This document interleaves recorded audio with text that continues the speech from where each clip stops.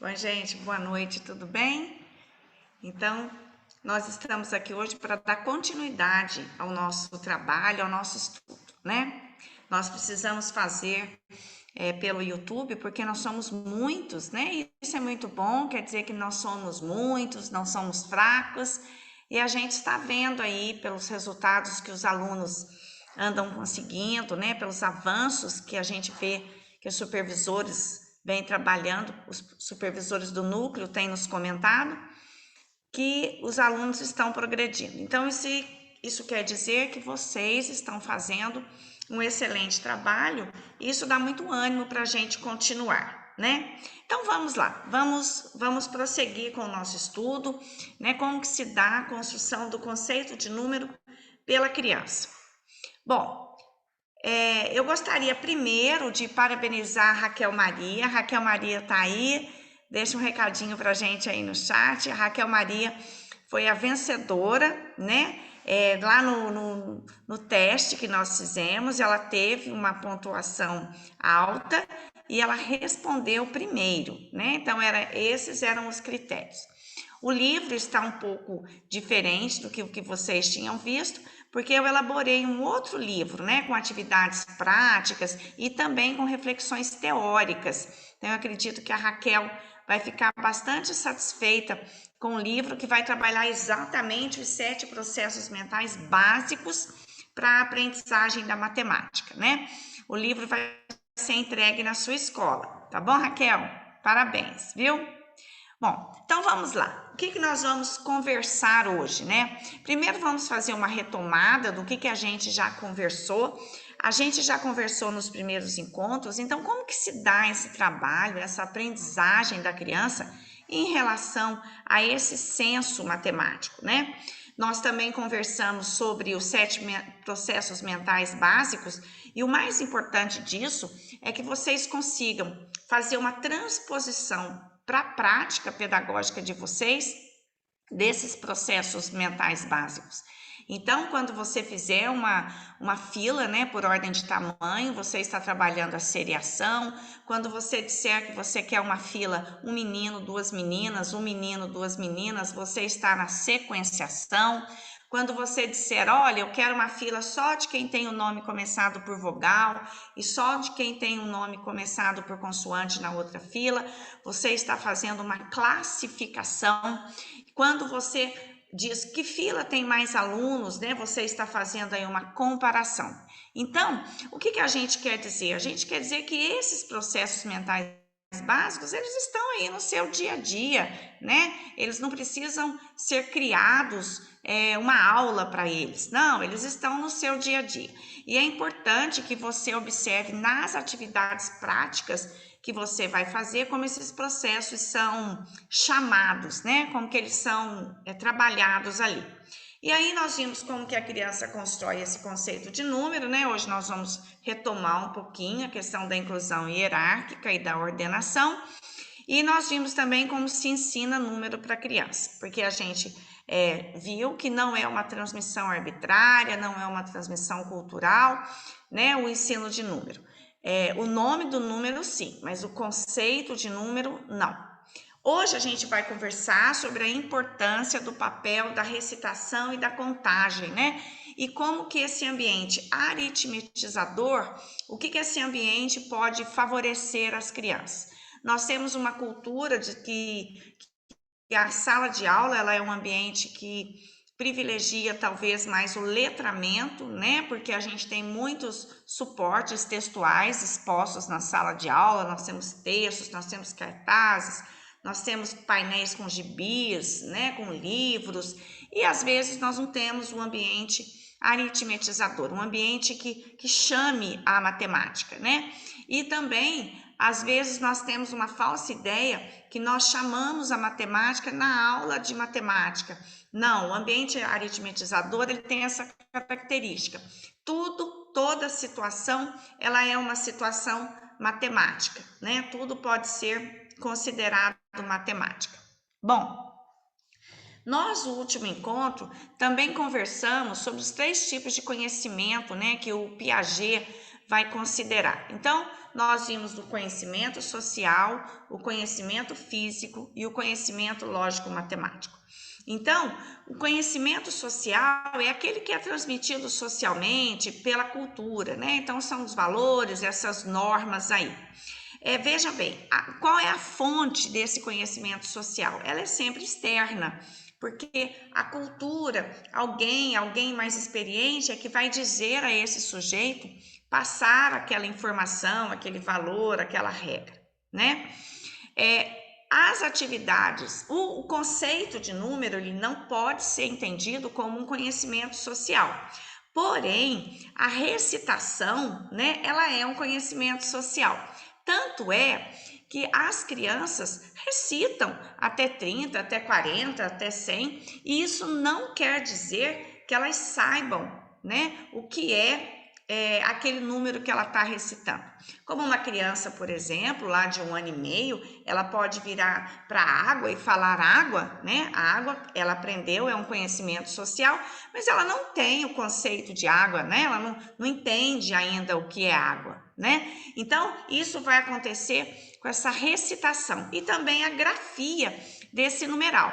Então, quando a sua criança conta, e às vezes a própria professora ou às vezes a família diz assim, nossa, ele já sabe numerais, porque ele já conta até 10. Não, contar até 10 é um conhecimento social que foi transmitido pela cultura, né? Então, tanto contar até 10, e algumas mães às vezes falam assim, ele já escreve os numerais. Esse também é um conhecimento social.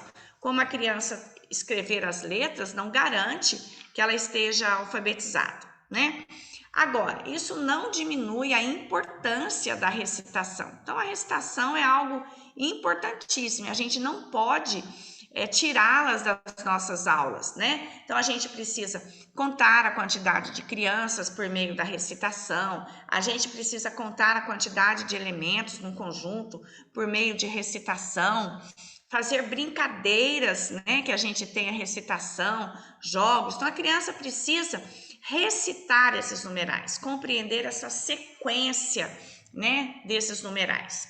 Bom, o outro tipo de conhecimento que o Piaget estudou foi o conhecimento lógico-matemático. O conhecimento lógico-matemático a fonte para esse conhecimento, ela não está no objeto, ela está no sujeito e nas relações que o sujeito estabelece, né, com esses objetos.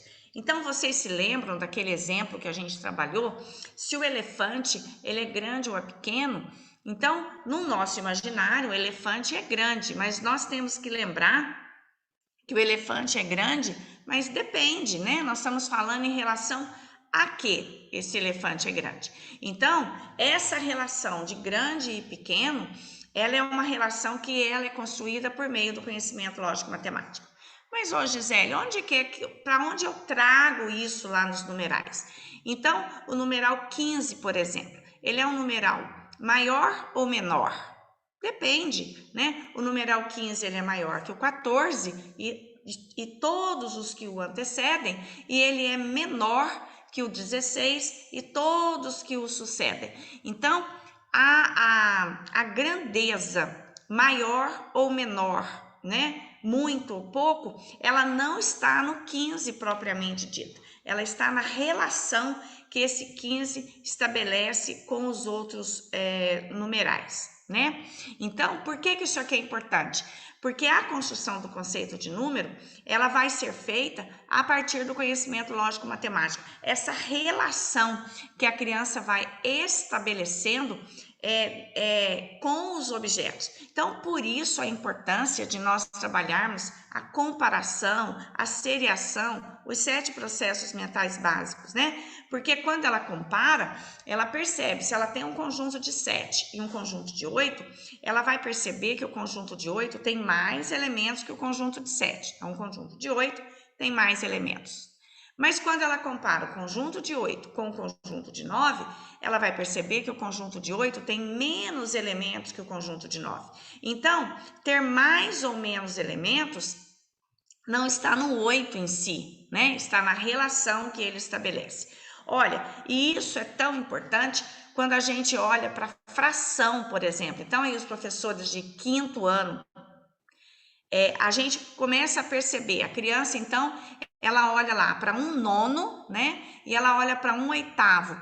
Aí você pergunta para ela, então, o que é maior, né? É 1/9 ou 1/8? E ela diz sem titubear, 1/9 é maior por causa do 9. E a gente sabe que o 9 é menor que 1/8. Então, o fato de o 9 ser maior que o 8 não garante a ele, né? Olha aí na fração, não garante a ele que ele vai ser sempre maior. Então, por que que isso é válido? Porque a hora que a criança chega lá no estudo de frações, ela dá um baque e ela tem uma grande dificuldade de entender essas relações. Então, a gente continua trabalhando sempre o conhecimento lógico-matemático. E essa é uma fonte interna, diferente do conhecimento social. O conhecimento social é uma fonte externa, né? Então, alguém apresenta aquela informação para a criança. Aqui não, aqui é uma construção interna da criança. Agora, as atividades numéricas, então, que estão relacionadas a esse conhecimento lógico-matemático, são as habilidades de contagem, né? Então, por que que isso é interessante? Porque a criança, ela começa a estabelecer uma relação, esse exemplo que a gente deu aí do conjunto de 9 elementos, do conjunto de 8 elementos, ela começa a estabelecer uma relação entre o objeto contado, né, e o símbolo numérico. E ela começa, no começo, ela tem uma impressão, ela diz isso a gente, que a quantidade ela é dada pelo nome do último elemento do conjunto. Então, ela diz que aquele é o elemento 1, o 2, é como se aquele elemento tivesse um nome próprio, né? Ela tem um conjunto de 5 elementos e você diz, onde está 5, né? Onde tem a quantidade 5? E ela nomeia o último elemento como ele se chamando 5. Aí, com o tempo, ela vai percebendo que a quantidade 5 está ali em todos os elementos juntos, né? E ela começa a fazer uma relação entre o número e a quantidade. Ela começa a fazer uma relação entre este símbolo numérico e essa quantidade. Esse símbolo numérico, ele é aprendido, ele é um conhecimento social, né? Nós vamos dizer à criança que é assim que se escreve o símbolo da quantidade 5. Né? Nós vamos dizer que assim, lá em Romanos, é a letra V. E no indo-arábico é o símbolo que a gente conhece, né? Então, isso é um conhecimento social. Mas quando ela começa a estabelecer uma relação de quantidade, isso é tão verdade, porque se eu dissesse a vocês assim, olha, 550, né? E 505, quem é maior? Então, nós sabemos, porque já temos desenvolvido aí esse conhecimento lógico-matemático, nós sabemos que o 550 é maior que o 505, porque nós já temos uma relação entre o símbolo numérico e a quantidade que esse símbolo representa. Mesmo que os algarismos estejam em posições diferentes, sejam os mesmos algarismos, né? O 5, o 5 e o 0, nós sabemos pela posição o valor que esse algarismo possui, certo? E o Piaget, então, ele vai dizer, somado aqueles processos mentais básicos, que também é importante, que a gente veja uma síntese. A criança precisa, para aprender, para construir o conceito de número, ela precisa construir uma síntese entre dois tipos de relação, certo? E ela vai fazer isso sempre pela abstração reflexiva. Vocês se lembram? A abstração empírica é aquela que a criança vai agir sobre o objeto. Então, na abstração empírica, ela vai extrair dos objetos as características físicas. É leve, é pesado, é alto, é baixo, é grande, é pequeno, é frio, é quente. São, né, atributos físicos. Na abstração reflexiva, é algo mais abstrato. A criança vai, por meio de abstração reflexiva, por meio das situações que você propõe a ela, né, para que ela possa pensar a partir do concreto, né, a partir dessa reflexão empírica, ela chega a uma abstração reflexiva.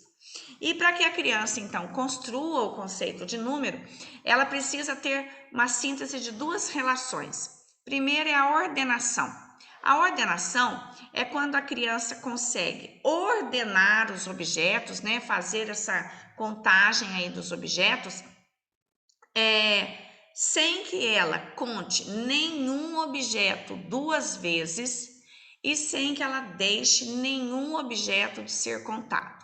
Então, isso é muito importante quando nós vamos trabalhar qualquer tipo de atividade com as crianças. Então, vocês, por exemplo, vão, o primeiro momento ali, né, que vocês fazem a contagem das crianças, principalmente os anos iniciais aí, essa contagem das crianças. Então, peça que uma criança conte e depois peça que outra criança conte. E aí, se essa quantidade ela for divergente, nós temos uma excelente situação para uma reflexão aí, né? Por que os numerais são diferentes? Por que essas quantidades são diferentes se ninguém saiu da sala e ninguém entrou? Então, provavelmente, houve algum problema aí na ordenação. Alguma criança pode ter sido contada mais de uma vez ou alguma criança pode não ter sido contada, né? E aqui é importante também, quando vocês fazem isso, a inclusão de classes, né? Então, se você pedir para a criança, eu quero que você conte as crianças que estão aqui. Então, ela precisa contar as crianças e incluir a ela. Se você pedir que ela conte as pessoas que estão na sala, ela precisa contar todas as crianças, inclusive a ela, e também o professor, que no grupo pessoas, ele se inclui, no grupo crianças, ele sai, né? Então, tudo isso vai favorecer a abstração reflexiva. Então, a ordenação é importantíssima e eu posso criar situações para que as minhas crianças trabalhem essa ordenação, seja contando pessoas, seja contando objetos de uma coleção, né? E a outra relação que ela precisa estabelecer é a inclusão hierárquica. A inclusão hierárquica é a capacidade que a criança tem de incluir dentro de uma quantidade, ela sabe que tem uma outra quantidade. Então, ela sabe que dentro do 1, o 2, né, está dentro do 3, o 1 está dentro do 2 e assim sucessivamente. Então, por que isso é importante? Porque ela começa a ver que o 2, ele não é simplesmente o nome de um conjunto, né? Então, ela começa a perceber que um número, qualquer número, ele é o seu antecessor mais um. A hora que ela começa a perceber isso, ela consegue contar infinitamente, né? Então, guarda bem isso. Ordenação, capacidade que ela tem de contar os elementos, né, de um conjunto, sem que ela repita nenhum elemento e sem que ela deixe de contar nenhum, né?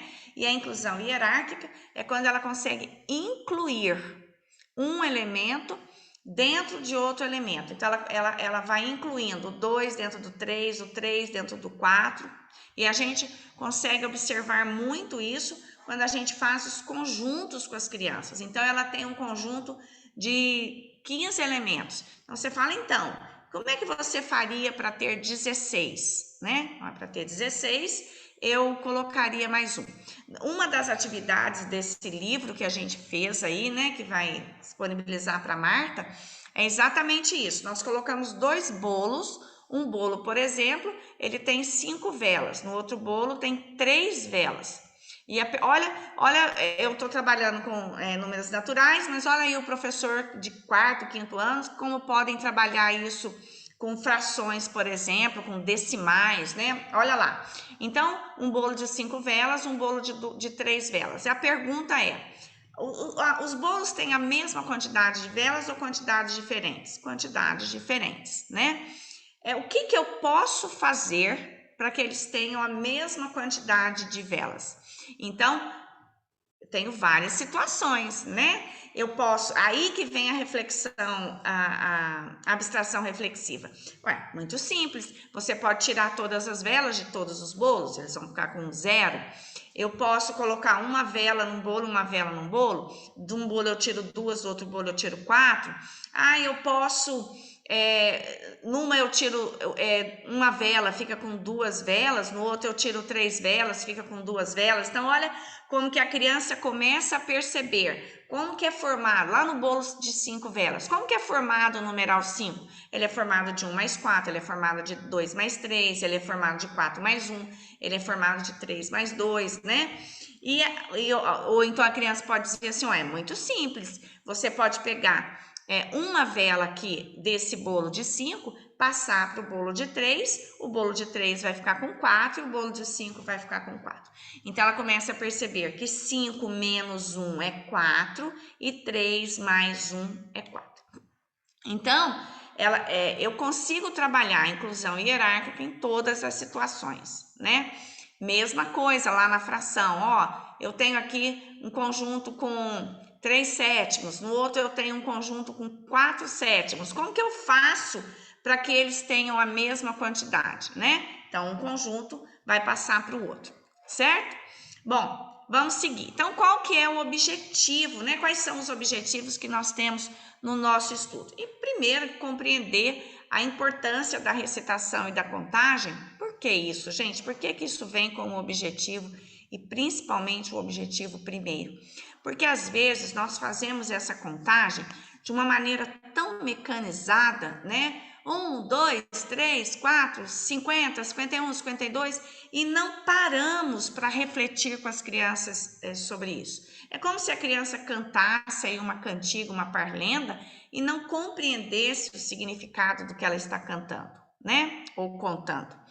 Compreender o que significa criar nessas aulas, como a gente está dando alguns exemplos aqui, essas situações de um ambiente aritmetizador, né?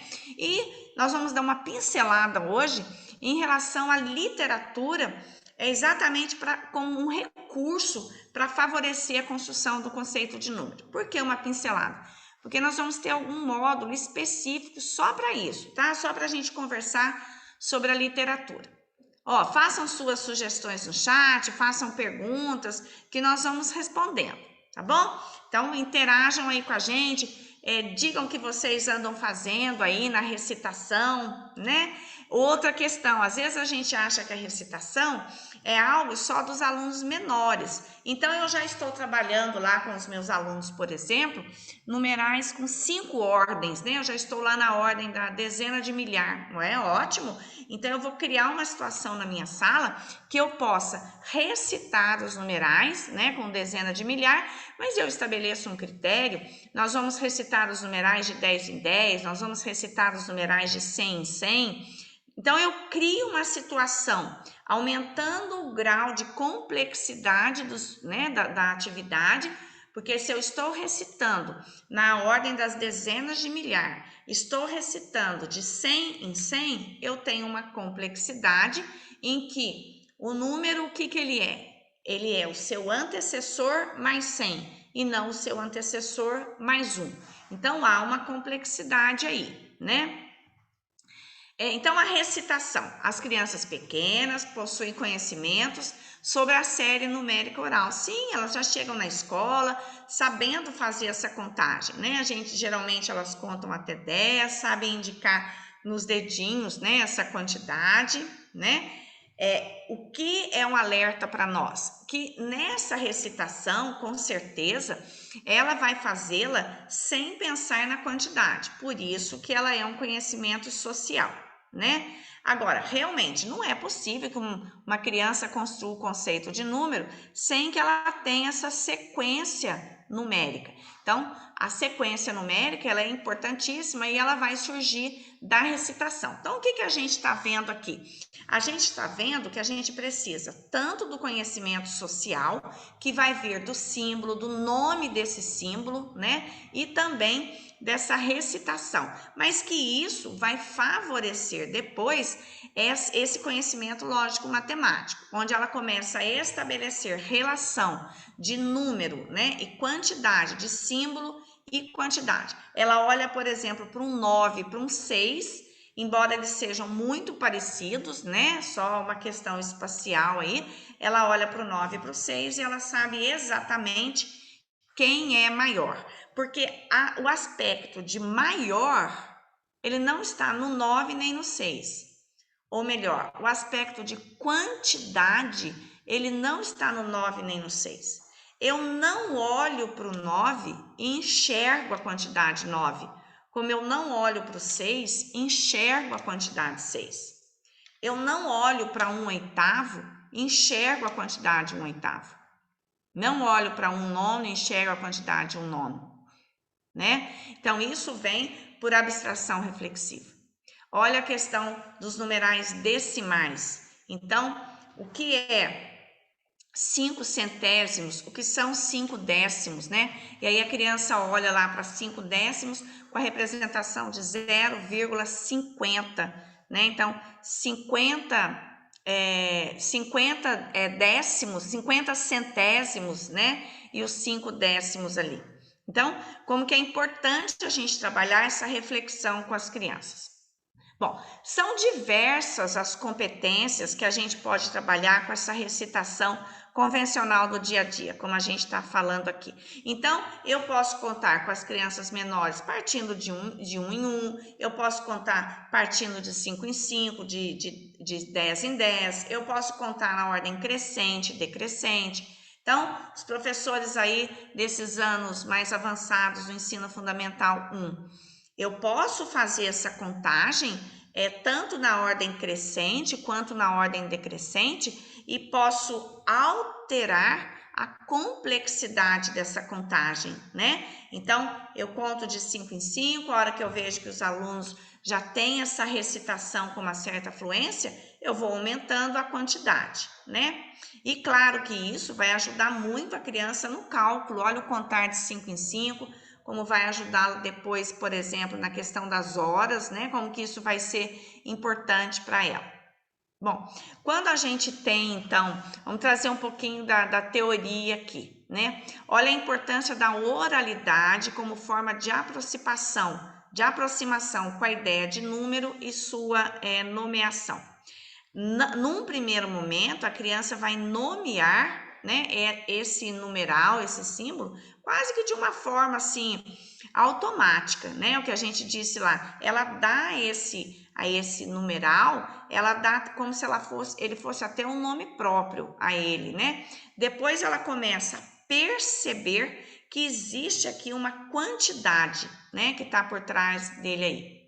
E aí, o que o ambiente aritmetizador, o que ele pode me proporcionar? Olha, eu posso trazer para minha sala cantigas, parlendas que envolvam a contagem, né? E saber, né? Olha como a gente tinha lá 1, 2, feijão com arroz, 3, 4, feijão no prato. Então, quer dizer, as cantigas, as parlendas, elas favorecem a memorização porque elas têm um ritmo, né? A questão da rima também é algo que favorece. Mas isso é pouco, isso não garante que a criança construa essa ideia de número, né?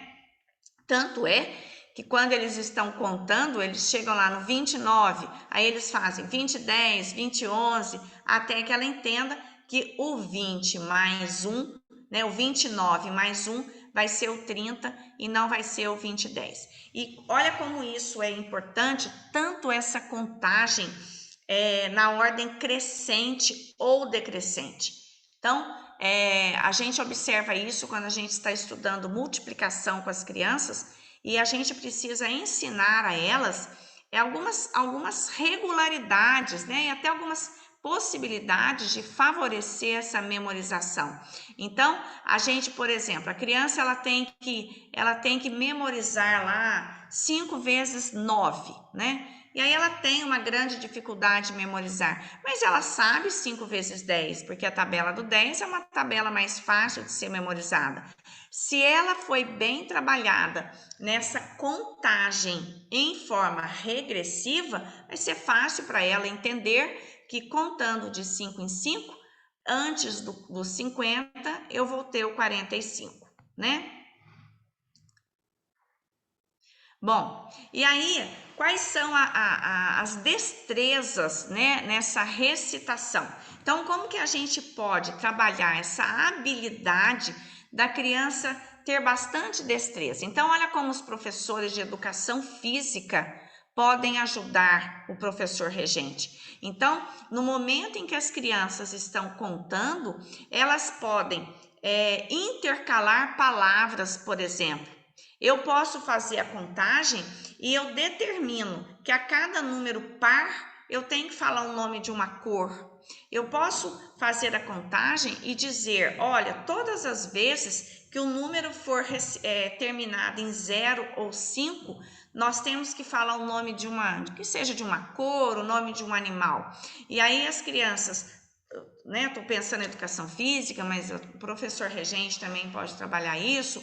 A criança, no que ela joga a bola, caiu, a hora que ela vai jogar no número 5, no 10, no 15, no 20, ela tem que falar o nome de um animal. Vamos imaginar que vocês estejam estudando aí classes de animais. Então, eu determino, nós temos que falar nomes de animais mamíferos toda vez que a gente falar um numeral terminado em 0 ou terminado em 5. Então, quer dizer, eu trabalho com o meu aluno memória, atenção, né, controle inibitório, porque ele não pode ir falando numeral de qualquer jeito, né? Ele tem que pensar nesse numeral antes de falar. Então, eu estabeleço um critério, né? Eu posso também começar a minha contagem a partir de um número diferente do 1, que foi aquilo que eu disse para vocês, está trabalhando lá com dezena de milhar, com centena de milhar, está trabalhando com unidade de milhar, começa a contagem a partir já de um numeral alto, né? Para que a criança perceba que há um intervalo antes daquela quantidade. Eu posso contar de 2 em 2, de 3 em 3, né? Então, quer dizer, isso é um ambiente aritmetizador. Eu crio situações, né, na minha sala de aula, em que eu possa interligar todos os objetos do conhecimento ali, né, todas as áreas, eu interligo as áreas a favor da aritmética, né, a favor da matemática. Bom, o que caracteriza um ambiente aritmetizador? Eu já conversei com vocês, às vezes a gente até brinca com isso, né?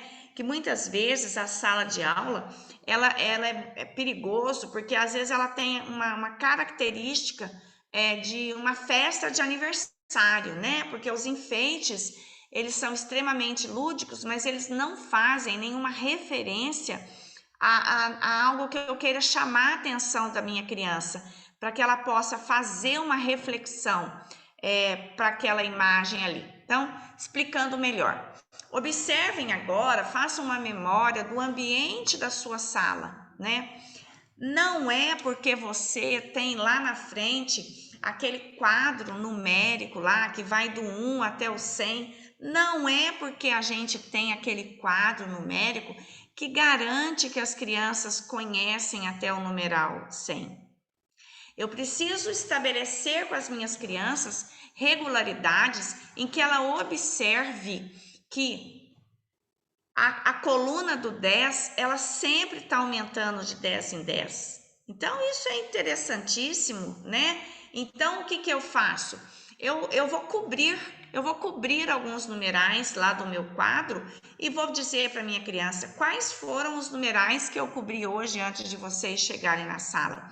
Porque a gente sabe que quando a gente vai muitas vezes no mesmo ambiente, a gente fica saturado das imagens e elas passam a não chamar mais a nossa atenção. Então, você tem esse quadro lá, cubra alguns numerais, né? Então, eu cubro tanto o numeral de cima. Então, quem é o numeral que está acima do 19? Então, a criança vai ver, ó, acima do 19 está um 9. Então, ou ela vai fazer por 19 menos 10, ou ela vai fazer por 8 menos 1, ou ela vai fazer por 10 menos 1. Então, isso é reflexão, né? Isso é proporcionar essa abstração, né? Uma possibilidade de abstração para minha criança, porque ela não vai ver o numeral, o que está acima do 19, ela não vai ver esse numeral, mas ela consegue, por uma reflexão, né? Conseguir identificar que numeral é esse. Outra questão importante, observem, olhem esse cartaz aí dessa professora, onde ela fala quantas crianças vieram hoje, e vejam bem que ela tem né, uma figurinha para cada criança que veio ali, que foi a aula hoje. Então, ela não tem uma ilustração de criança, né? O que eu quero dizer? Ela não tem aqui a gravurinha, por exemplo, de 3 menininhas, de 3 menininhos, né? Ela tem, as crianças colocam aqui a quantidade. Agora, o que poderia ter nesse cartaz dessa professora é o símbolo. Ela precisa ter um espaço ali para ela registrar esse símbolo. Então, qual é o símbolo que representa essa quantidade? Então, o que os autores vão dizer? Que os instrumentos por si só não garantem que haja essa problematização, né? Então, não é o fato da professora ter o cartaz quantos somos que garante que as crianças vão construir esse conceito de número, porque não há ali uma proposição de uma reflexão. Então, imaginem que ela tem ali, né, essa possibilidade de colocar esse símbolo. Então, ela tem, de meninas, ela tem 8 e de meninos ela também tem 8. Então, lembra lá de um processo mental básico, que é a relação termo a termo? Então, ela coloca lá o numeral 8 para as meninas e coloca o numeral 8 para os meninos. E aí ela diz, como é que eu sei que o 8, que o conjunto de meninas tem a mesma quantidade que o conjunto de meninos? Pela relação termo a termo. Para cada menina do conjunto de cima, eu tenho um menino do conjunto de baixo. Então, a criança começa a fazer uma relação entre o símbolo e a quantidade. Então, aqui está o processo mental, relação termo a termo. Aqui está o processo mental de comparação, porque eu consigo perceber, pela relação termo a termo, eu consigo perceber qual conjunto tem mais elementos, qual tem menos e se eles têm a mesma quantidade. Ela aqui também está com uma classificação, né? Porque a professora trabalhou aqui meninos e meninas, ela fez essa classificação, mas vamos imaginar que amanhã ela muda o critério e muda essa plaquinha aí, meninos e meninas. Ela coloca crianças que usam óculos, crianças que não usam óculos. Então, é interessante porque ela vai ter meninos e meninas lá naquele conjunto das crianças que usam óculos e meninos e meninas no conjunto das crianças que não usam óculos. Então, ela muda a forma de trabalhar, ela problematiza o ambiente que ela tem, né? O calendário também, olha que interessante. Isso aí, às vezes, a gente vê em algumas salas de aula, o calendário com um numeral muito pequenininho. Então, muito cuidado com isso, porque é o que o Lorenzato vai dizer, não é porque o calendário está lá que você vai garantir que as suas crianças estão aí construindo o conceito de número. O numeral é tão pequenininho, o símbolo é tão pequeno que aquela criança que senta lá atrás, ela não consegue enxergar. Então, esse calendário aqui, a gente vê que a professora diariamente, né, ela vai colocando o dia seguinte, né? Então, a gente está vendo que se eu tenho 17, qual vai ser o 17 mais 1? Vai ser o 18. Essa outra sala aqui, a gente observa que são vários elementos, vários instrumentos aí que remetem à matemática, né? Então, a temperatura, já indo preparando a criança, né, para os números negativos, numerais romanos, mas aí eu volto a dizer, esses instrumentos, se eles não forem bem trabalhados, bem direcionados, com intencionalidade, eles têm pouca serventia, né, para a criança. Bom, e aí eu trago algumas sugestões para vocês, né, de criar situações na sala de aula em que eu possa trabalhar a recitação dos números. Então, como a gente falou, 1, 2, feijão com arroz, então essa musicalidade, o ritmo, eles envolvem muitos alunos, né, porque há uma memorização fácil aí, né, harmoniosa. As brincadeiras cantadas, né, que podem ser tanto mais simples como mais complexas. Nós vamos ver aqui algumas sugestões de literatura, né? E aí se eu sou uma professora que já estou trabalhando a alfabetização, o que eu preciso? Eu preciso ter essa cantiga, né? Ela é escrita para que eu possa também explorar isso com as minhas crianças. Então, eu vou brincar com as minhas crianças, né? Então, na hora do recreio, na hora da atividade lá diferenciada, eu vou brincar com as minhas crianças. Então, todas as vezes que a gente falar o 10, né, a gente precisa agachar. Ótimo. Então, eu vou fazer essa brincadeira com as crianças, porque eu estou trabalhando sequência, eu estou trabalhando a contagem, né, a recitação aí no caso, eu estou trabalhando a atenção, eu estou trabalhando memória, né, tá. Só que eu preciso criar uma situação para que esse texto venha também, esteja na sala, então esteja num cartaz, né, em que eu possa explorar com as minhas crianças. Então, onde que está escrita a palavra bota nesse cartaz, né? Então, as crianças vão identificar onde está escrito bota. E eu trabalharia bota também no outro significado, o significado do calçado. Então, eu começo a gente começa a perceber que a alfabetização ela não tem que estar fechada em língua portuguesa e em matemática, né? Eu posso trabalhar essa alfabetização, esse letramento, tanto na linguagem como na matemática, né? Esse letramento matemático em todas as áreas. Que outros animais que também botam ovos, né? Então, eu vou trabalhando listas com as minhas crianças, então, e aqui eu trabalho. Então, eu tenho lá a parlenda, né, com o escrito. Então, eu tenho lá qual é o símbolo que representa essa palavra? 2, qual é o símbolo que representa essa palavra? Né? Então, aqui uma sugestão. Em relação à musicalidade, eu trago para vocês o tangolomango, não sei se vocês conhecem, né, essa cantiga popular. Então, o tangolomango, ele é uma forma de parlenda e ela é uma parlenda longa, porque ela vem contando uma história e ela é uma história cumulativa, né? E ela vem contando essa história ao contrário. A gente sempre começa com 10 e por meio da rima, da musicalidade, a gente vai trazendo isso até a gente chegar no 0. Então, trabalha muito a repetição e eu venho subtraindo sempre um numeral.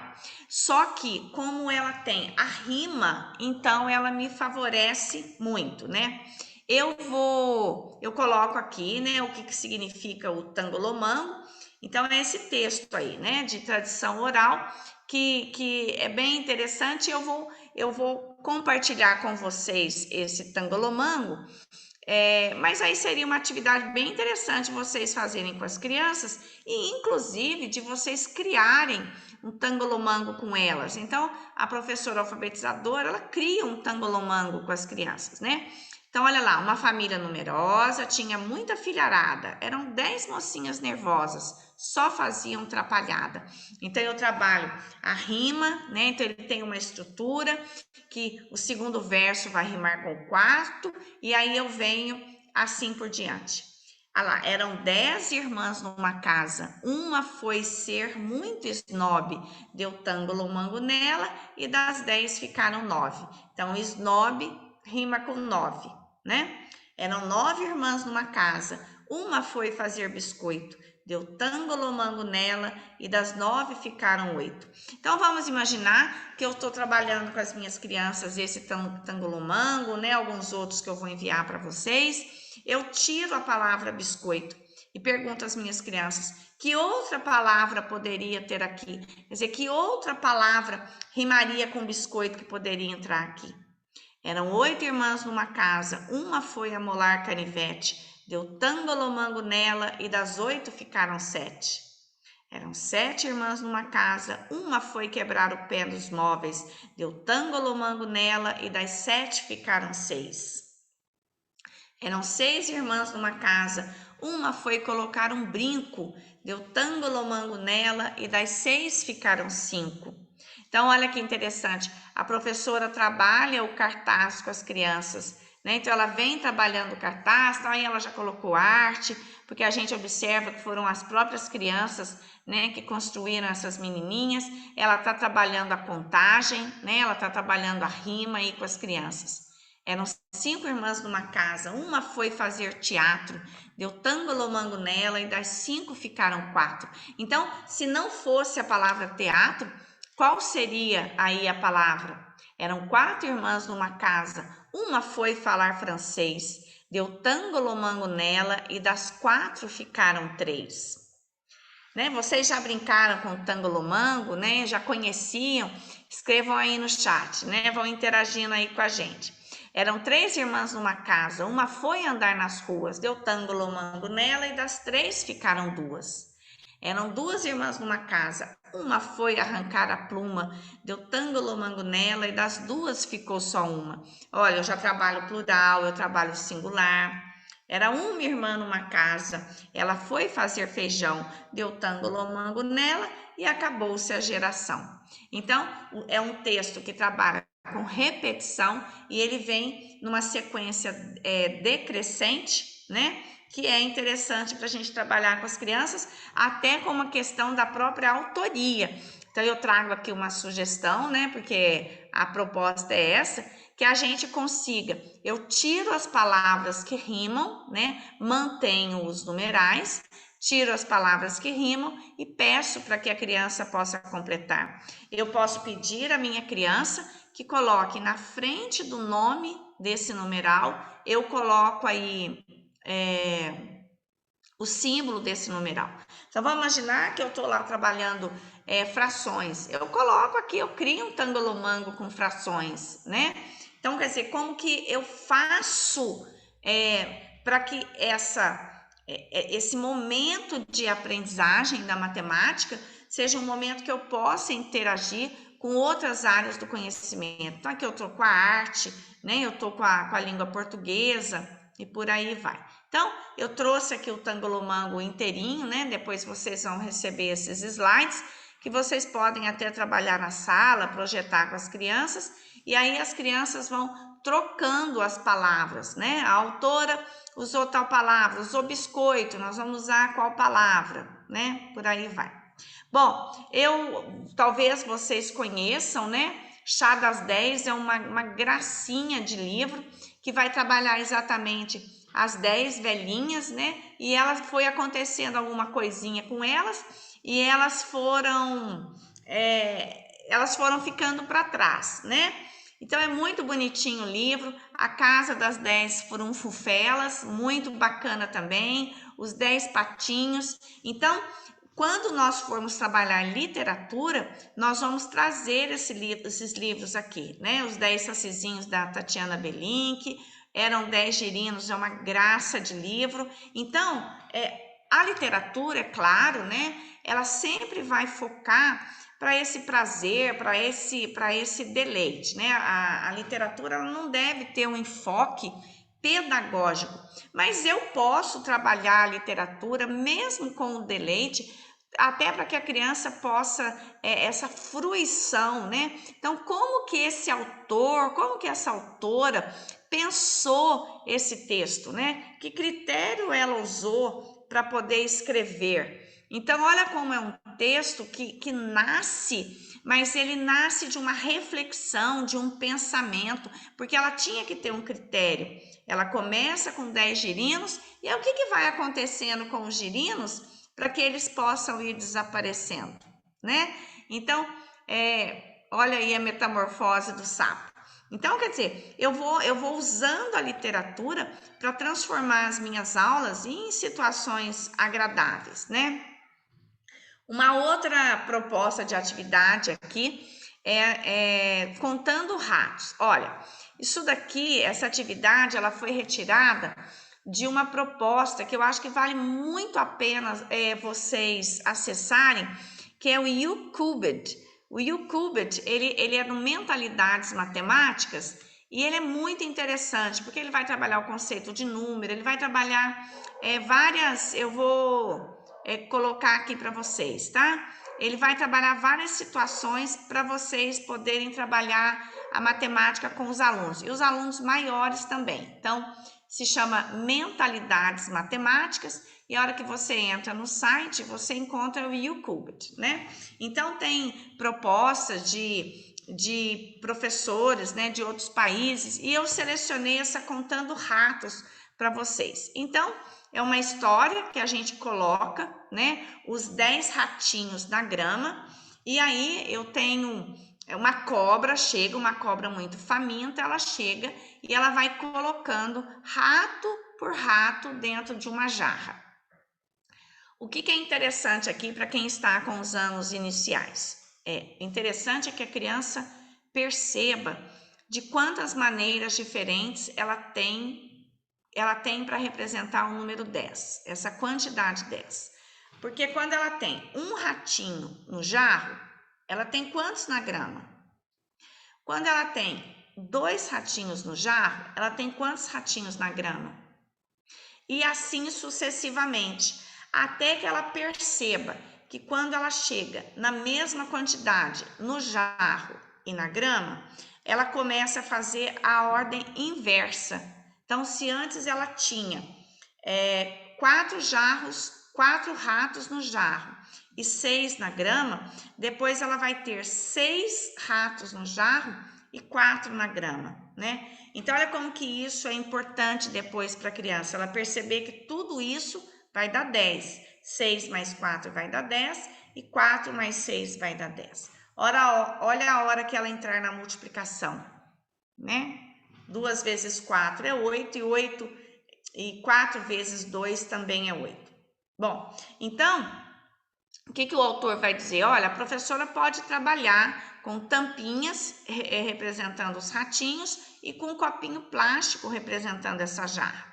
Então, a cobra muito faminta, né? O que ela faz? Ela vai colocando os ratinhos, então, dentro desse jarro. Mas o último rato, um rato muito esperto, ele fala para ela assim, olha, lá na frente tem um rato muito maior.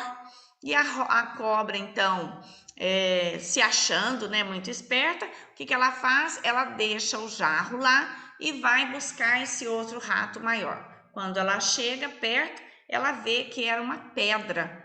Então, os ratinhos, eles vão saindo de um a um do jarro. Então, a gente faz tanto a contagem crescente quanto a contagem decrescente, né? Então, eu vou enviar para vocês, porque também é muito interessante, né? E aí vem com as orientações que eu posso usar, então, em fichas, eu posso usar em cubinhos, eu posso usar em tampinhas, né? Quer dizer, eu preciso criar um elemento que a minha criança possa fazer contagem e que ela possa perceber como que esse 10 ele é construído de diversas maneiras. Olha, às vezes a gente menospreza muito, né, o ensino da dezena. A gente pensa que ensinar dezena para criança é algo muito simples. É como a gente ensina, né? Ó, isso aqui é cadeira, né? Isso aqui é blusa, né? Mas não é. O conceito de número, ele é bem sofisticado. Quando a gente vai trabalhar com a dezena, vejam bem, a gente trabalhou com a criança em algum momento que aquele símbolo 0, ele representa o nada, né? E aí tem na sala de aula lá o cartaz com o 0 e não tem nenhum elemento nesse cartaz. Aí a gente vai, introduz a dezena e coloca lá para a criança o 1 e o 0. E ela estava trabalhando há quanto tempo o pensamento dela que o 1 representa um elemento e que o 0 não representa nada. E agora a gente coloca ali para ela o 1 e o 0 e diz a ela, olha, isso aqui representa 10. Então, isso não é algo que a gente possa trabalhar com a criança por exercícios de repetição, né? É algo que a gente precisa trabalhar de maneira bastante reflexiva. Então, essa atividade dos ratinhos, ela é uma atividade que ajuda muito, porque a criança vai por meio de uma situação prática, concreta, ela vai visualizar as várias maneiras que ela tem de formar o 10. E claro, depois que eu contei a história, né, as crianças manipularem esses objetos, aí eu venho para a parte escrita. Então, eu crio situações problema para poder problematizar o meu ambiente e crio, né? Olha como é muito mais abstração agora. Então, eu digo para a criança, então, se você tinha 5 ratinhos na grama, você tinha quantos no jarro? Para a jarra estar cheia, para o jarro estar cheio de ratinhos, quantos ratinhos tinha que ter na grama? Se você tinha um ratinho na grama, isso significava que quantos ratinhos estavam no jarro? Então, aqui eu já tenho uma abstração, né? Vai ter criança, por exemplo, que vai precisar de novo das tampinhas, vai ter criança que vai contar nos dedos, e aí que a gente vai olhar como que eles desenvolvem esse pensamento, né? E aqui vem com as orientações, e o que é interessante, ó. É interessante que a gente não trabalhe tudo num dia só. Então, as orientações brincou com as crianças num dia, no outro dia eu vou novamente contar a história, só que aí o que eu faço? Eu vou tirando esse concreto e vou passando mais para esse abstrato, né? A lá pedir aos alunos que contem, que recontem, que representem. Então, eu quero que você crie aqui a situação de colocar 3 ratinhos no jarro. Vamos ver quantos ratinhos estão na grama, né? E aí, representa. Fulano, quantos ratinhos você acha que vão estar na grama? E você, né? Então, lembra disso? A criança lembra da ordenação? Ela é capaz de contar mentalmente, sem repetir nenhum objeto e sem falar nenhum, né? Sem pular nenhum e sem repetir nenhum, né? E aí vem, né? Eu crio situações, problema, para poder trabalhar essa questão com os meus alunos. Aí eu já coloco aqui para vocês a referência, né? Onde é que está esse material e o link está lá também, né? Bom, como proposta outra proposta de recitação, nós temos aqui jogos, brincadeiras, né? Que a criança então se sinta à vontade para fazer essa contagem. Nós estávamos trabalhando esses dias com os professores de literatura e o que nós vimos? Um trabalho, né, tentando olhar para disgrafia. Então, era uma criança que estava com uma suspeita de disgrafia e a criança tinha muita dificuldade, tanto para traçar as letras, né, para traçar os numerais também. Só que numa situação de desenho, ela que só fazia as letras em caixa alta, numa situação de desenho, no que ela vai fazer o tronco de uma árvore, ela faz a letra X. Então, isso mostra pra gente que quando eu trabalho de maneira criativa com os meus alunos, eles nem percebem que há um conteúdo por trás daquilo ali, né? Então, o que o Lorenzato vai sugerir? Olha, eu posso trabalhar com os meus alunos situações que envolvam contagem. Então, o que a gente falou, brincadeiras com bola, né? Que quando você for falar um número terminado em 4, você tem que falar o nome de uma flor. Então, no 4, no 14, no 24, né? Ou um numeral que tenha 4. Então, 24, 40, 44 e por aí vai, né? Então, quer dizer, eu estou trabalhando a contagem, mas eu não estou trabalhando uma contagem mecânica, eu estou trabalhando a partir de uma reflexão, né? E muitas atividades que envolvem contagem, o esconde-esconde, amarelinha. Eu posso fazer o brincar do esconde-esconde de trás para frente, né?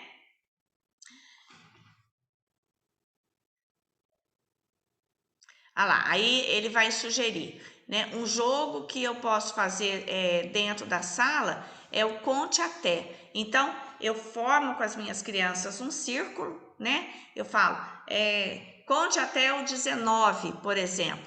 E aí, a hora que chegar na criança que tem que falar o 19, por exemplo, ela não pode falar o 19, né? Se ela falar, ela sai da brincadeira.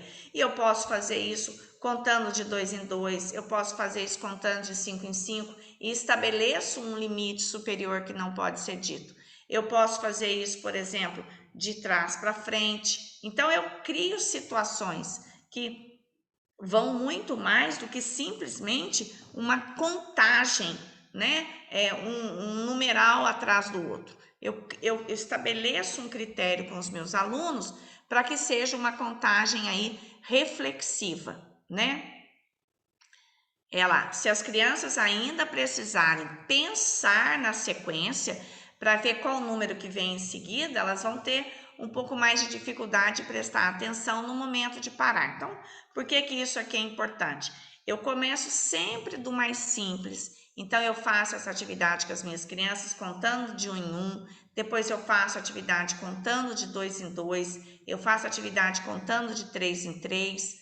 Por quê? Porque a criança que ela não tem essa sequência, ela vai ter muita dificuldade. 3, 6, 9, 12, 15, 18, né? Ela vai ter muita dificuldade com isso. Então, ela precisa ter um tempinho para ela parar e para poder contar, né? Então, ela tem que, tanto a memória como a atenção tem que estar muito atentas ali, né? Agora, o que é importante? Que com uma atividade dessa, eu deixo minha criança mais inteligente. Então, é isso que a gente quer. Em que medida que eu uso a matemática, a língua portuguesa, ciências da natureza, que medida que eu uso esses componentes ali para deixar a minha criança mais inteligente, né? Posso solicitar que comecem a partir do 30 e vou aumentando o grau de dificuldade. As crianças se surpreendem muito, principalmente quando estão em jogos e são desafiadas, né? Então, eu posso dizer, olha, hoje nós fizemos a contagem de 1 em 1, amanhã a atividade é de 2 em 2. E nós vamos começar do 30, por exemplo. Claro que vai ter criança que vai treinar isso, né? Ela vai treinar para ela poder se sair bem. Isso é uma característica das crianças. E aí o Lorenzato vai dizer, só recitar não garante a aprendizagem do conceito. Então, isso é importantíssimo, porque às vezes a gente faz aquela recitação diária, né? Uma recitação diária e a gente cria uma falsa impressão na gente que os alunos recitam, mas eles não recitam ainda, né? Por que eles não recitam? Porque eles estão simplesmente num conhecimento social ali que foi passado, né? Que foi recebido. No entanto, essa é uma condição necessária, mas ele também diz, olha, mas também a gente não pode desprezar a recitação. Eu preciso dela para que outros desafios referentes ao trabalho com o número na escola possam ocorrer. Então, são essas sugestões que a gente está trazendo.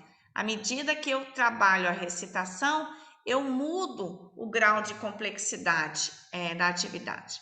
Contar de 3 em 3 pode ser mais complexo do que contar de 5 em 5, né? Contar de 10 em 10 é complexo, porque a hora que você chega no 90, você tem que mudar para centena. Olha contar de 100 em 100, a hora que ele chega lá no 1900. Olha como ele vinha, 1700, 1800, 1900, 2000. Então, existe uma complexidade aí. E aí, por que a gente está dizendo aí? Essa complexidade, ela precisa ser uma atividade desafiadora, né? O que é a característica de uma atividade desafiadora? É aquela que leva, que leva o aluno a querer resolver o desafio. Agora, o que é importante? É importante que esse desafio ele seja possível de ser resolvido. Eu trago para vocês aqui, essa ilustração, onde a gente consegue ilustrar as zonas de desenvolvimento segundo Vygotsky, né?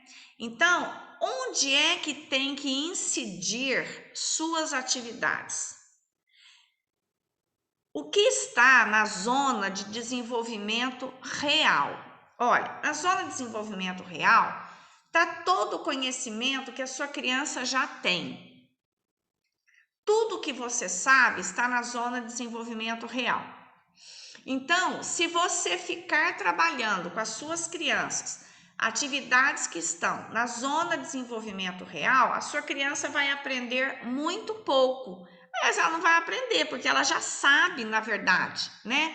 Então, você precisa trabalhar com situações em que você esteja na zona de desenvolvimento proximal. Então, o que eu quero dizer com isso, né? Veja bem, muitas vezes a recitação na escola, ela acontece na zona de desenvolvimento real. Porque nós contamos sempre do mesmo jeito, da mesma forma, sempre a mesma quantidade de alunos. Então, a minha criança chega uma hora que ela não aprende mais, porque ela não tem mais o que aprender. E é claro que ela se desmotiva frente à situação que eu apresento a ela. Em contrapartida, eu tenho a zona de desenvolvimento potencial. Olha, a zona de desenvolvimento potencial, ela também é perigosa. Por quê? Porque ela é um saber que o aluno ainda não tem, né? Ele ainda não consegue esse saber. Então, é você, por exemplo, contar lá com as suas crianças de primeiro ano, contar de 10 em 10.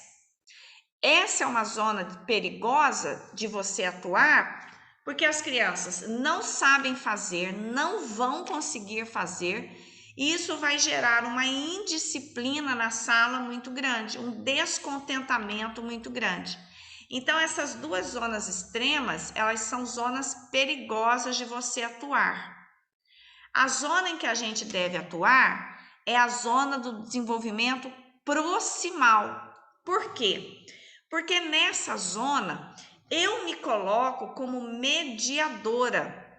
O aluno, ele tem um saber inicial, que é o saber real, e para ele alcançar um saber potencial, eu ali, enquanto mediadora, eu vou ajudá-lo. É como se a criança fosse atravessar a ponte e eu fosse dar a mão para ela. Quando ela atravessar a ponte sozinha, eu mudo o grau de dificuldade, eu mudo a complexidade. Então, se hoje nós contamos de 1 em 1, amanhã eu não vou contar de 1 em 1 de novo. Eu vou contar de 2 em 2. Aí no próximo dia, eu percebi que eu ainda tenho criança que está parando para contar, então ainda está precisando da mediação, ou do professor ou dos colegas. Então, o que eu faço? Amanhã eu continuo contando de 2 em 2. Porque toda aprendizagem nova, ela leva um tempo para se consolidar, né? A gente sabe disso. Vai haver uma assimilação, vai haver uma acomodação, mas leva-se um tempo para haver essa equilibração. Quando acontece essa equilibração, eu tenho aí a aprendizagem e nova estrutura cognitiva formada. Então, todo desafio precisa ser possível de ser resolvido. Então, vamos pensar o probleminha lá do rato. Você chega na sala, você conta a história dos ratinhos, você leva um jarro, você confeccionou os ratinhos, você fez a figurinha dos ratinhos, ótimo. Mas você contou a história. Ninguém manuseou o ratinho, ninguém manuseou tampinha, ninguém fez contagem, ninguém fez levantamento de hipóteses. Aí, nesse dia, você já dá uma atividade escrita, que a criança não vai, por exemplo, desenhar. E você diz, então, se eu tiver na grama 8 ratinhos, quantos ratinhos que eu tenho dentro do jarro? lá na zona de desenvolvimento potencial. Sua criança ainda não consegue fazer isso. Agora, veja o que a sua criança já sabe. Ela já sabe contar. Então, 1 a 10 ela já sabe contar. Então, elas têm o conhecimento real. Ótimo. Então, o que eu vou fazer? Trabalhar com esse conhecimento. Então, eu quero que vocês desenhem. Então, ó, eu trouxe aqui, né? Eu trouxe aqui um jarro bem grandão. Eu vou chamar a Mariana para que ela colhe aqui dentro do jarro 2 ratinhos. Agora eu vou chamar o Pedro para que colhe na grama os ratinhos que não estão dentro do jarro. Então eu trabalho com esse motor da minha criança de uma atividade que ela sabe fazer, né? Muito bem. Aí eu faço isso, o que eu faço? Agora eu quero que vocês desenhem. Eu vou entregar uma folha para vocês e quero que vocês desenhem o jarro. Quantos ratos estão dentro do jarro? Nós vamos colocar 8 ratos dentro do jarro. Então, desenhe os 8 ratos e vamos ver quantos ratos que nós vamos desenhar fora. Mas veja bem, essa criança, ela já passou pela situação de contagem, ela já contou as tampinhas, ela já foi no quadro, aí ela vai para o desenho. E eu queria também que vocês representassem, olha como eu vou aumentando o desafio, né? Eu queria também que vocês representassem essa quantidade aí que vocês desenharam. Eu queria que vocês representassem um símbolo. Então, eu vou representar o 8 e vou representar o 2. Olha que como que a gente percebe o papel desse professor como mediador, né? Para que a criança possa identificar que dentro do jarro tem 8 ratinhos, quer dizer, que ela desenhou 8 ratinhos, ela precisa da ordenação. Por quê? Porque ela precisa contar os 8 ratinhos sem pular nenhum ratinho e sem contar nenhum ratinho mais de uma vez. Entende? Então, aquilo que o Piaget disse lá, nós vamos ter aqui, né? E olha também como nós vamos ter aqui a inclusão hierárquica. Por quê? Porque eu tenho 2 ratinhos dentro do jarro, 8 ratinhos fora. Então, isso quer dizer, o que forma o 10? Forma o 10, o 8, o 2, forma o 10, o 7, o 3. Então, ela vai vendo que dentro do 10, ela tem todos os outros subconjuntos, né? Então, eu preciso criar os desafios que eu vou colocar para as minhas crianças. Eles precisam criar situações para que a criança estabeleça relações de ordem, né? Inclusão de classe, inclusão hierárquica, né? Eu posso criar situações de contagem para que as minhas crianças sejam capazes de refletir sobre a contagem. A gente está falando. Você tem lá o quadro numérico? Ótimo. Então, cubra, né? Prega uma ficha em cima de alguns daqueles numerais lá. Prega uma ficha. E peça às crianças, né, que descubra. Você tem 20 alunos, cubra 20 numerais. E para cada numeral, você põe o nome de uma criança. Você fala, esse numeral aqui é da Carla. Carla, que numeral é esse aqui? Então, você cobriu 17. Aí a Carla vai dizer para você, mas como é que eu vou saber que numeral é este, né? Então, ela olha para o que está antes ou ela olha para o que está depois. Então, se antes está o 16, você cobriu o 17. E aí, a pergunta mais importante, Carla, por que você acredita que é o 17 e você não está vendo o 17? Então, ela vai dizer para você, porque eu vi o 16. E aí, eu coloco mais um, inclusão hierárquica, né? Então, para eu ter o 17, 16 mais 1. E vai ter uma criança, com certeza, que vai dizer assim, mas olha, em cima eu tinha o 7, se eu somar 10, eu tenho 17.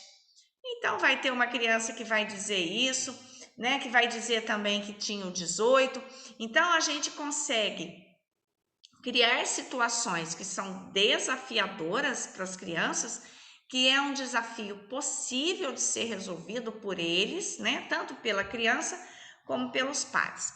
Por isso que a gente diz que o professor, ele passa a assumir um papel que não é mais o papel de transmissor, né?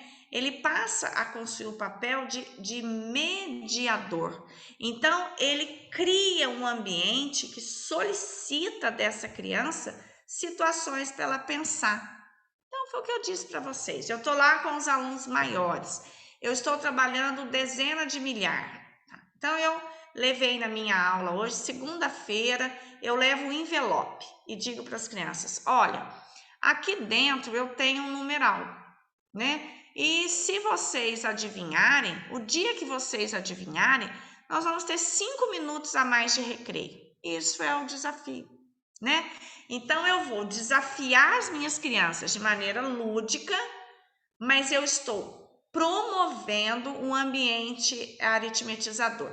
E onde é que eu entro nisso? Ó, qual é o saber real que a minha criança tem? A minha criança conhece os numerais, certo? Ótimo. Então, aí eu sou mediadora, eu tô lá no meio da ponte, entendeu? Então, como é que eu vou ajudar essa criança a atravessar a ponte? Aí eu digo assim, olha, o numeral que está aqui dentro desse envelope, ele é maior que 1000. E só digo isso. E eu vou ouvir todos os dias 10 sugestões de vocês, certo? E aí vem lá, é 1510. Aí eu digo, é menor. Quando eu coloco esse é menor, é maior, eu estou fazendo com que a minha criança estabeleça relações. Então, se eu digo que alguém disse 1510 e eu disse é menor, a outra criança não vai dizer ou não pode dizer, ou se disser, eu coloco para a classe pensar. Se uma criança disser 1720, eu coloco para a classe. Gente, e aí? Será que aqui há alguma chance de ser o 1720? Não. Por quê? Porque eu já disse que é um número menor que 1510. Vamos imaginar que os meus alunos, então são alunos de quarto ano, alunos de quinto ano, e já têm dominado o conceito de par e ímpar. Então, lá na quarta-feira, quando eles ainda não descobriram o numeral, eu posso dizer, olha, e eu posso criar um cartaz na sala em que eu vá escrevendo as pistas que eu dei. Então, a pista da segunda-feira, maior que 1000. A pista da terça-feira é um número par. A pista da quarta-feira é um número maior que 1000, é um número par e é um número menor que 2000. Então, eu estou nessa ponte trabalhando com algo que o meu aluno já sabe. Agora, olha se eu fizer essa atividade lá no primeiro ano.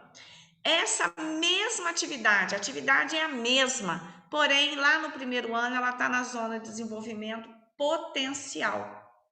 O meu aluno, eles não vão entender nada, eles não vão se interessar. Por quê? Porque é um desafio impossível de ser resolvido por eles por enquanto.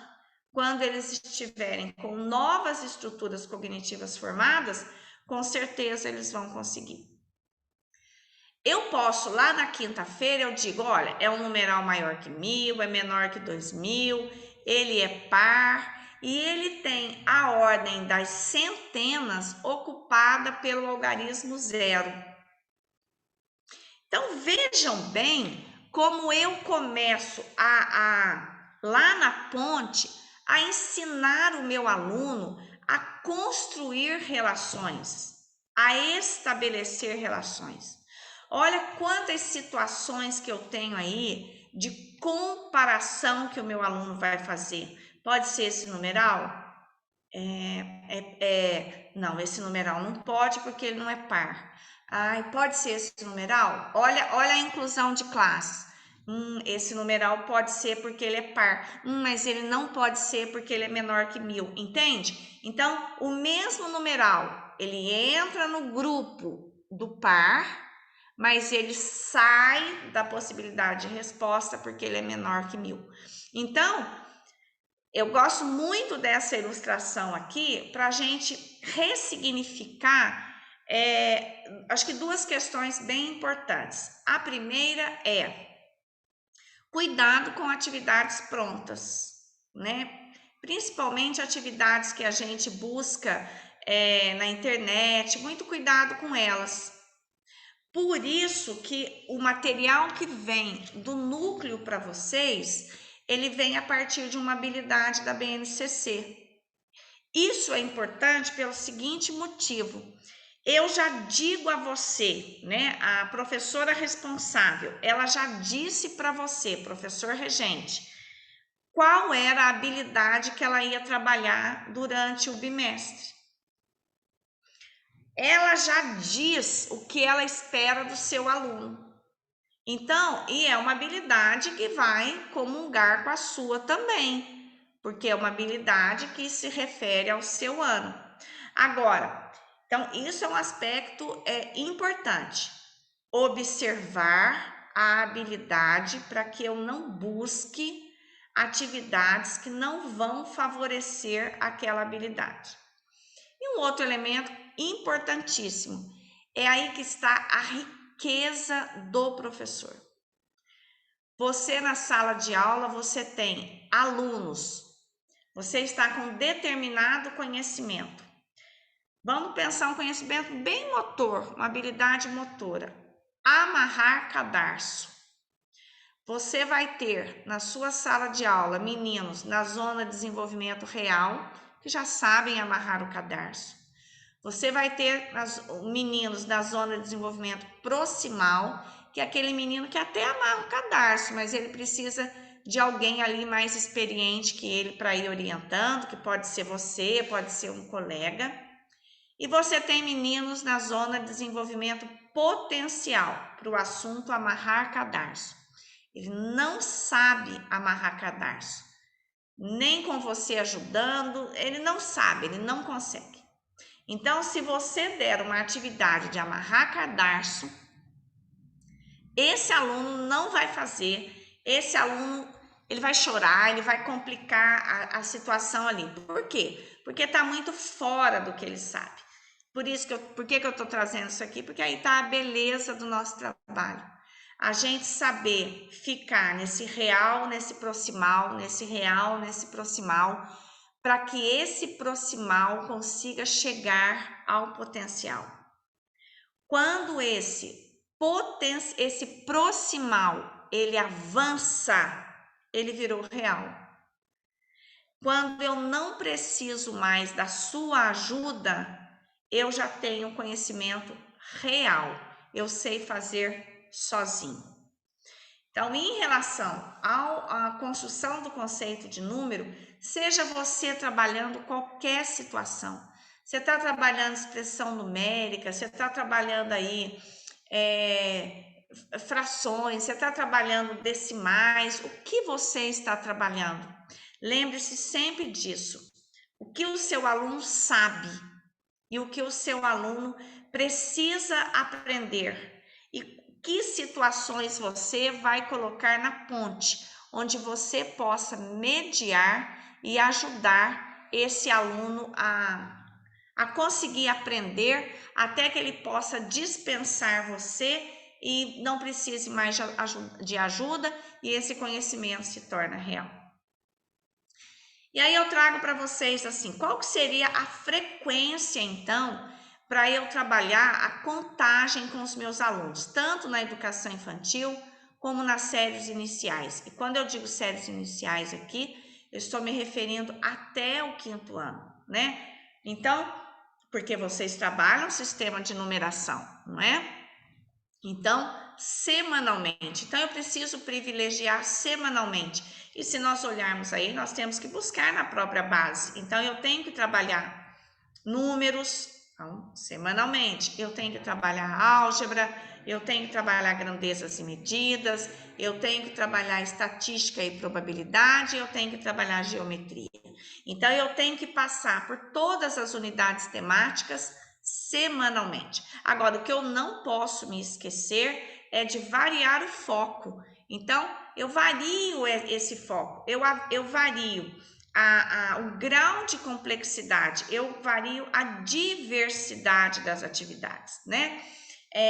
As características de uma boa atividade, eu preciso ter atividades em que elas sejam, a gente às vezes acha, né, vou usar uma palavra aqui que às vezes a gente recrimina, atividades de fixação. Atividades de fixação são importantíssimas, nós aprendemos pela repetição, porém, eu preciso trabalhar com atividades de fixação que sejam de repetição do quê? Do conteúdo. O conteúdo se repete, mas a forma de trabalhar o conteúdo é que muda. Então eu saio. Então vamos pensar lá no probleminha dos ratos, né? O probleminha dos ratos, o conteúdo era o mesmo. O conteúdo era contagem. Agora, eu posso trabalhar o aluno manuseando, eu posso trabalhar os alunos observando o colega, fazendo a colagem lá num cartaz que eu trouxe. Eu posso fazer realizar a atividade com os alunos desenhando, eu posso realizar a atividade com os alunos desenhando, escrevendo os símbolos, ao invés de desenhar. Então, olha, agora eu não quero que vocês desenhem, então nós não vamos desenhar, nós vamos colocar os símbolos. O conteúdo é o mesmo, contagem. Porém, eu venho de um mais concreto, que é o motor, eu venho para o menos concreto, né? Eu venho para esse mais abstrato, que é quando ele olha para o jarro e lá dentro do jarro tem o numeral 2 e ele sabe que é o numeral 8 que vai estar para fora do jarro, né? Na grama. Então, varia o foco. Então, eu preciso trabalhar situações de escrita. Então, por exemplo, nós temos que trabalhar comparação, certo? Então, eu preciso trabalhar comparação, eu preciso trabalhar classificação, ótimo. Então, os 7 processos, eu não posso me esquecer deles, ótimo. Então, e os 7 processos, gente, em tudo, viu? Não é só em matemática, não, língua portuguesa também, em qualquer área. Então, eu vou dar um exemplo aqui de matemática, que é o que a gente está trabalhando, né? Então, o que eu faço? Eu projeto lá no meu quadro, eu escrevo lá no quadro, olha, prestem atenção, eu vou escrever aqui no quadro 10 numerais, mas não copiem, por favor, tá? Não copiem. E escrevo lá 10 numerais. Daqueles 10 numerais que eu escrevi, eu coloco 3, só 3. E o que eu quero? Qual é a habilidade que eu quero trabalhar aquela semana? Aquela semana eu quero trabalhar a habilidade de um aluno compreender a relação de ordem, né? Classes e ordens. Eu preciso que o meu aluno compreenda que um algarismo em diferentes posições dentro de um mesmo numeral, ele assume valores diferentes. Ótimo. Então, eu coloco lá 10 numerais e digo para eles assim: olha, eu quero que vocês escrevam o nome somente dos numerais em que o 5 tem valor de 500. Pronto. Eu não estou com uma atividade de cópia mecânica, eu estou numa atividade desafiadora, numa atividade que vai trabalhar atenção, memória, numa atividade que vai trabalhar controle inibitório, porque eu não posso ir copiando qualquer coisa. Então, o 5 tem valor de 500. Como que o aluno vai fazer? Ele vai fazer comparando. Então, ele fica mais inteligente ao fazer essa atividade. Porque uma coisa é eu falar, eu vou escrever 10 numerais e vocês escrevam por extenso os 10 numerais. O aluno não está nem pensando que numeral que ele está escrevendo. Agora, se você fala, olha, eu só quero que o 5 tenha valor de 500. Opa, o que ele tem que fazer? Primeiro, aí você começa com as estratégias. Pessoal, o que nós vamos fazer primeiro? Primeiro nós vamos achar os numerais que tem 5. Ótimo, muito bem. Então, dos 10, só ficaram 8. Agora, eu tenho que achar os numerais que tem 5 e o 5 está lá na centena. Ótimo, dos 8 ficaram 3, né? E agora, qual que é o nome desse numeral? Eu também preciso criar situações em que... E isso, gente, vamos pensar agora lá na alfabetização, né? Eu sei que vocês são alfabetizadores também. Eu escrevo lá no meu quadro, por exemplo, várias palavras. Então, eu estou pensando em ciências aqui, né? Eu coloco lá vários nomes de animais, que nós estamos estudando classes de animais. E falo, olha, só pode copiar os mamíferos. Só pode copiar os mamíferos que têm nomes de sílabos. Pronto. eu aumento o grau de complexidade, né? Porque o aluno vai comparar. E vocês lembram quando a gente estudou os processos mentais, que para você comparar, você não consegue olhar para os dois elementos ao mesmo tempo? Lembra do jogo dos 7 erros? Para eu comparar, eu guardo um na memória e olho para o outro. Então, o aluno vai ver lá, cobra e vaca. Entra no grupo do dissílabo. Olha a inclusão de classe. Entra no grupo do dissílabo, mas cobra sai porque não é mamífero. Então eu copio vaca. Entende? Então, gato. Opa, gato entra no grupo do dissílabo? Sim. Entra no grupo do mamífero? Sim. Então, vaca, gato entra nos dois grupos, né? Então, quer dizer, eu posso trabalhar os processos mentais em qualquer área do conhecimento, não necessariamente matemática. Eu estou lá em geografia. Olha, eu vou escrever aqui várias palavras para vocês de geografia e várias palavras no quadro, tá? Várias palavras no quadro. E vocês só vão copiar aquelas que têm a ver com o que a gente está estudando em geografia, tá? E aí eu estou estudando relevo lá com os meus alunos. E aí vai aparecer lá montanha, vai aparecer serra, vai aparecer bicicleta, vai aparecer chaminé, vai aparecer depressão, vai aparecer vale, né? Aí, veja bem, pode colocar bicicleta? Não pode, mas eu proporciono a leitura da palavra bicicleta. Só que a hora que eu estou lá no processo mental, por comparação e classificação e inclusão de classes, bicicleta não entra. Então, numa atividade que você está trabalhando leitura e escrita, você já brincando aí trabalhou pelo menos 3 processos mentais, né? Então, eu faço a leitura, eu preciso trabalhar situações em que eu trabalho a leitura desse numeral, quer dizer, a criança olha para o símbolo e lê o nome do símbolo. Como eu também preciso trabalhar a recitação, quer dizer, a criança não tem o símbolo para ela olhar, ela faz isso de memória. Eu preciso trabalhar em situações de quantificação, né? Precisa quantificar. Vejam bem que quando nós estamos com quantidades maiores, nós já não quantificamos mais, né? O João tem 127 caixas de laranja. Ninguém vai ficar quantificando mais, né? Quando o numeral é maior, a complexidade é maior. E comparação de quantidades. Então, eu posso fazer isso tanto lá com as crianças pequenas, como eu posso fazer com os alunos maiores, seja com números naturais, seja com números racionais. Então, eu vou comparar as duas quantidades. Um time venceu 2/7 da partida, o outro time venceu 5/7 das partidas jogadas. Qual time ganhou mais, né? Agora vamos pensar em denominadores diferentes. Então, Mariana comeu 1/8 do bolo e Pedro comeu 1/9 do bolo. Quem comeu mais? Quem comeu menos? Então, eu faço a comparação de quantidades.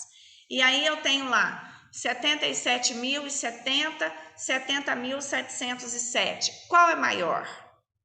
Né? Porque quando a gente chega no numeral maior, eu não consigo fazer essa relação de contagem de 1 em 1.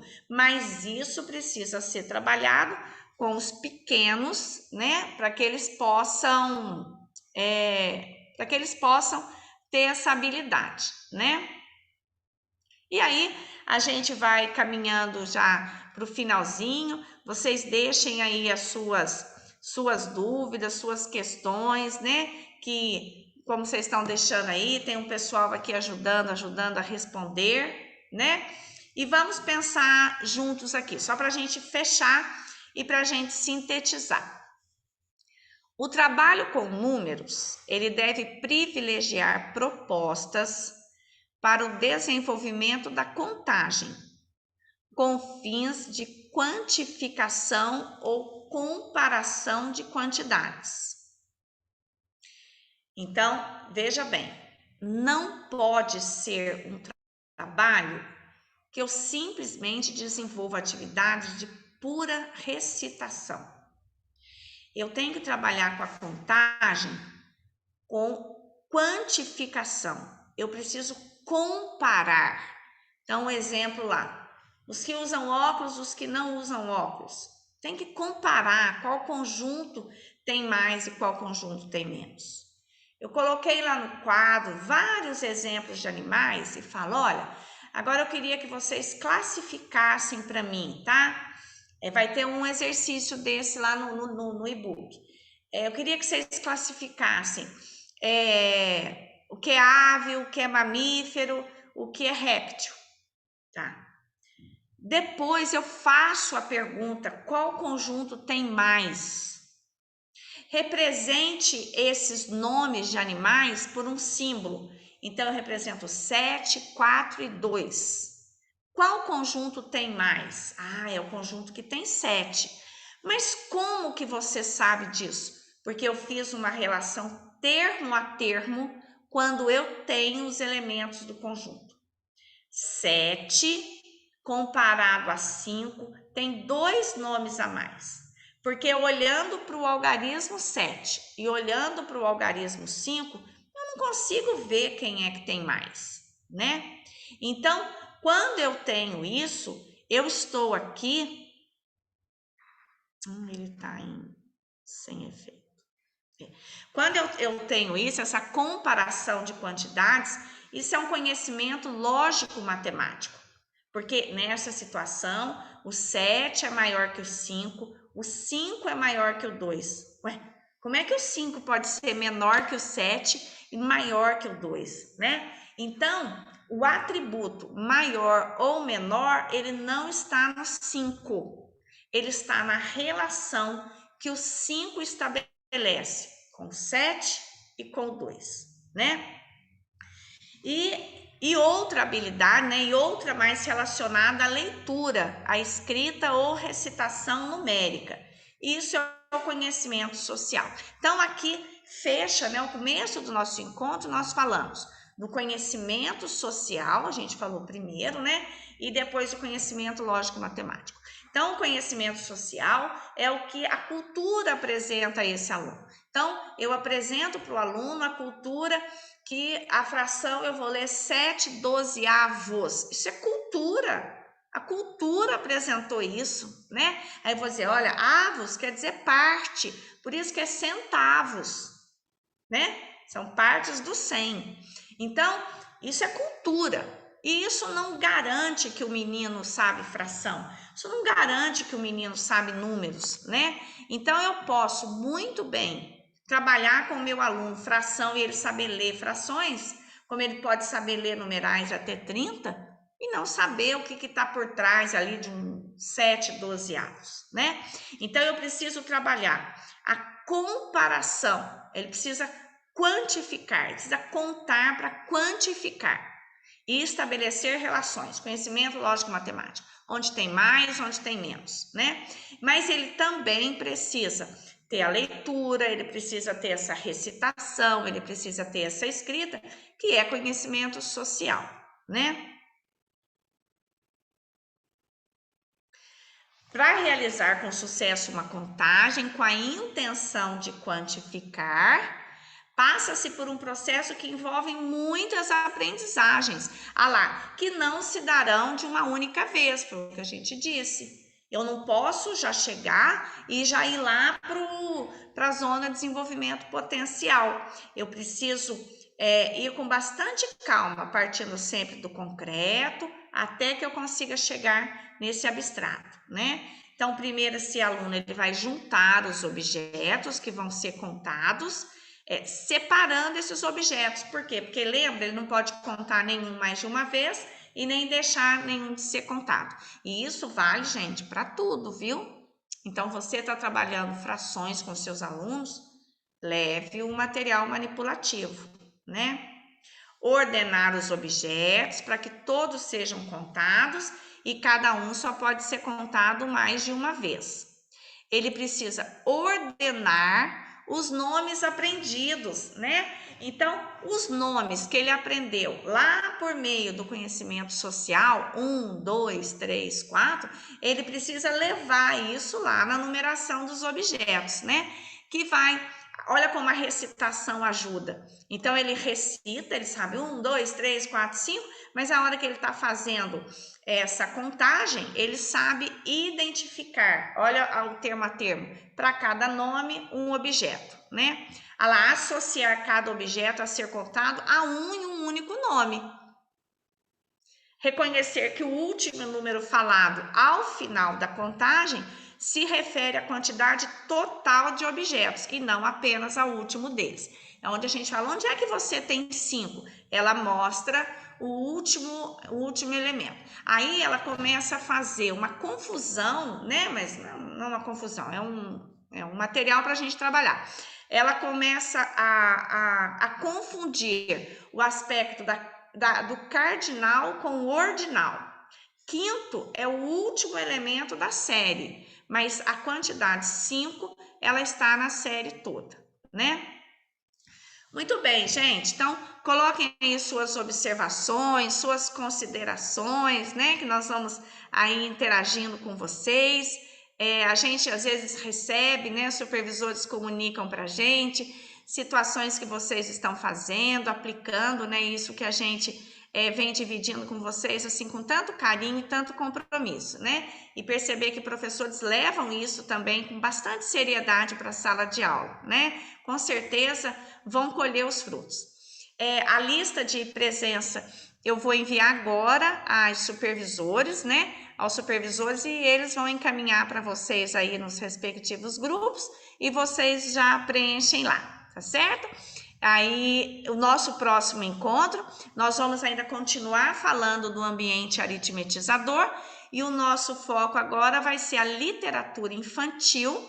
Então, agora nós vamos trabalhar as historinhas, nós vamos trabalhar as histórias e todas as possibilidades que a gente tem para poder desenvolver esse ambiente aritmetizador com as crianças, certo? Minha gente, então, muito obrigada, boa noite, fiquem com Deus. Tchau, tchau!